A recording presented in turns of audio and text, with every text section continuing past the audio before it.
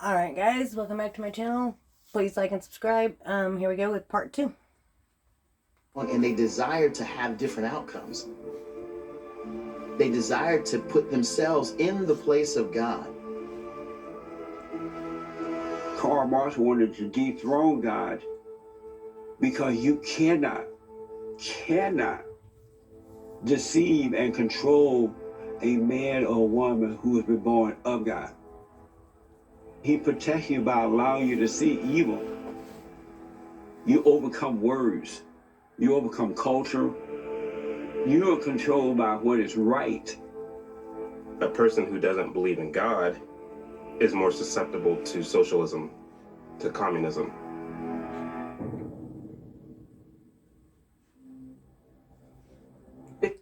Yeah, thank y'all being so smart.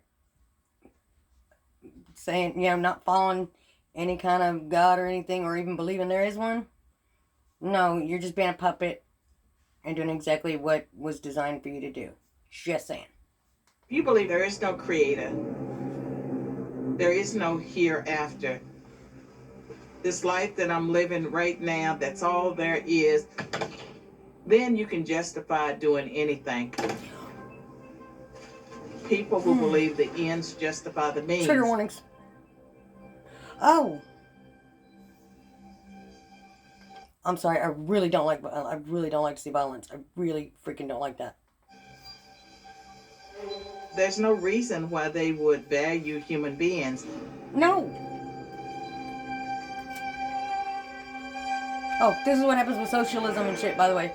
That's what this is. And that's why every time you've seen the Marxists get control, and this is why they take your guns away. it ends with tens of millions of people dead. And this is why we have the Second Amendment. It ain't about hunting. It ain't about none of that. Sports, it ain't about none of that. It's about stopping this shit from happening, because every time they take people's guns away in a country, this is what happens. Literally every time. A more oppressive regime It's only a matter of time. than people were ever fighting against in the first place. Yeah, this is the shit. You're talking about other people are Nazis? No. If you want communism and socialism, you are the Nazi. Literally.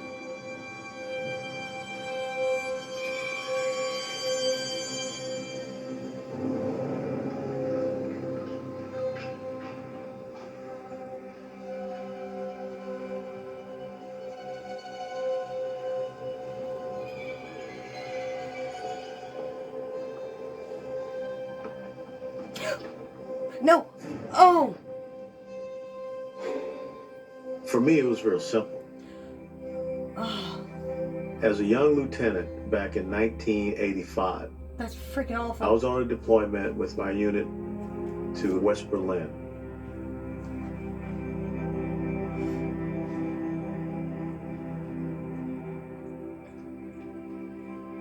And we went through Checkpoint Charlie. When I came out on the other side to East Berlin, I was like, oh, hell no. I don't want to live like that. This is what y'all are pushing 1995, I'm stationed in South Korea, near the DMZ. And I look across and I see North Korea. I saw socialism. I saw Marxism. I saw communism up front and in person. When people have the scales taken off their eyes, then they can see clearly. Colonel Allen West, for anybody that doesn't know. Been under a rock or something. Today, if you ask the average person, do you know what socialism is? Do you know what communism is? They do not know. Black Lives Matter! Black Lives Matter! Our movement, at the core of it, we believe in the liberation of every... Hold on. For everybody that wanted to pull down statues and everything, that was always about erasing the history. You know why? because the only way to repeat history, well, no, you can do it without erasing your history if you're really freaking stupid, but it's a lot easier to get people to repeat their history if they don't know it. That's why you never erase your history, no matter what it is, no matter how bad it was. The worse it is, the more you need to remember it, because the more you need to make sure you don't repeat it. So, everybody that was screaming about erasing history and changing names of schools and all kinds of crap like that, you're just literally, you're so such a puppet. I mean, just their hands right up your butt and just, and you think it's you talking. Single human being. What structure will get us there? Not our current ones. We can see that right now. Huge fraud. COVID-19. Who's being impacted the most by COVID-19? Our enemies are our children. Such a powerful friggin' statement. Heartbreaking. And so true. And as far as generational, not everybody's children is everybody's enemy. I'm saying, in general though, the enemy of our generation is our children's generation. That's fucking sad. And our grandchildren. Because they believe in that deceptive lie. 12 people are arrested during Sunday's Black Lives Matter protests in Richmond. They fit the description of Antifa members. Across the country, Confederate statues It's erasing and the bust of history Abraham so they get Lincoln us was repeated. found torched. Will protesters topple a statue of Christ? Really, they torched the Abraham Lincoln statue? For Black Lives Matter movement? Are you that freaking stupid?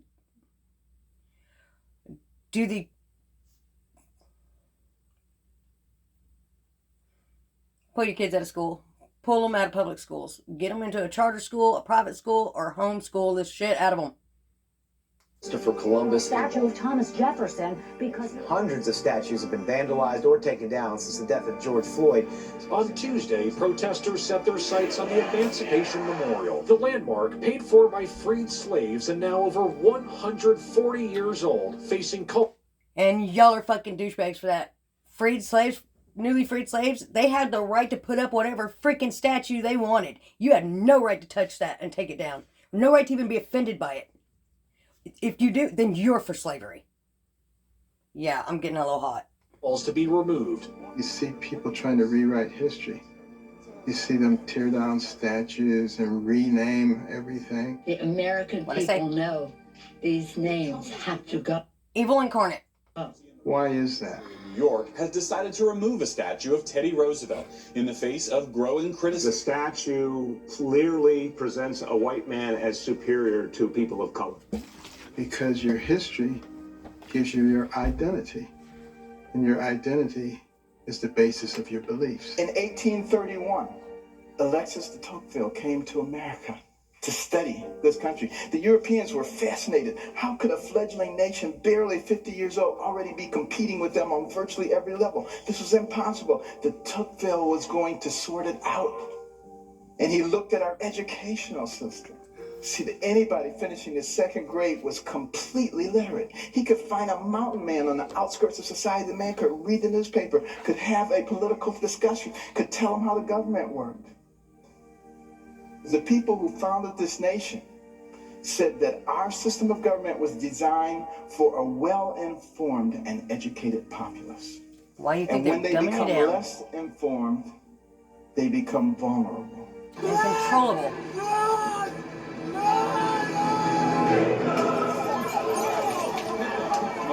We do not comply with the regime putting targets on the backs of black people. Just light them on fire, apparently. Brown Stupid. communities and Native people. We do not comply with the regime denying women control of their bodies. The people shouldn't have to hold the state accountable. The state should just be accountable.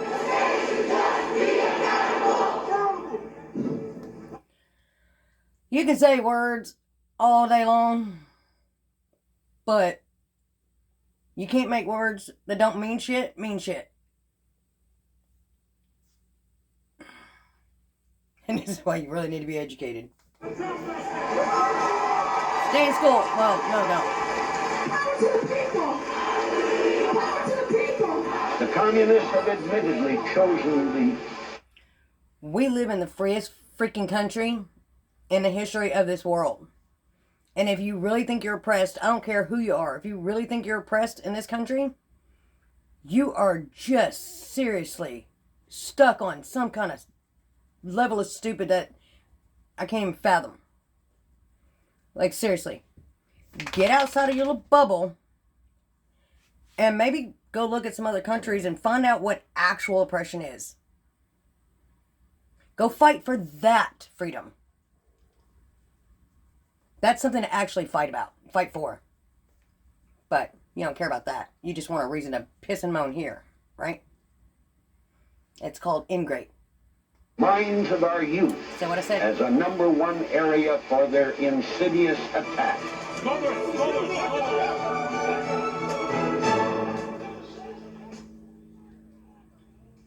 An accurate summary of Lenin's strategy for the conquest of the world is as follows. First, we will take Eastern Europe. Next, the masses of Asia.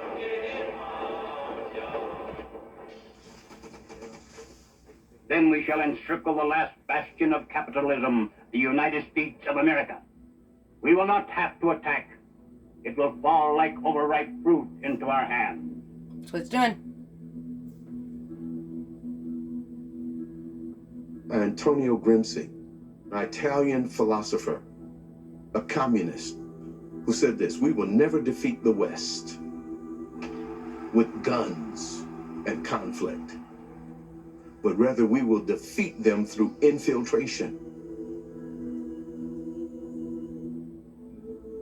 He was one of Karl Marx's disciples that pioneered this slow, gradual transformation of society. He writes and thinks extensively about Marxism. And he, like many Marxists, didn't understand why things didn't spread further. Why the Bolshevik Revolution of 1917 did not advance into Western Europe. Gramsci's the one bringing in this idea of hegemony. There is this hegemonic power that's communicated to the masses through the robes of society. These ideas that keep them in the dark about their oppression. This hegemonic power has to be dealt with. A culture has to be weakened from within. He writes about a new day. He calls it the new order. He says in the new order, socialism will triumph by overwhelming Christianity through the institutions. The centers of gravity, the courts, the media, academia, entertainment, even religious institutions. Gramsci understands that you have to do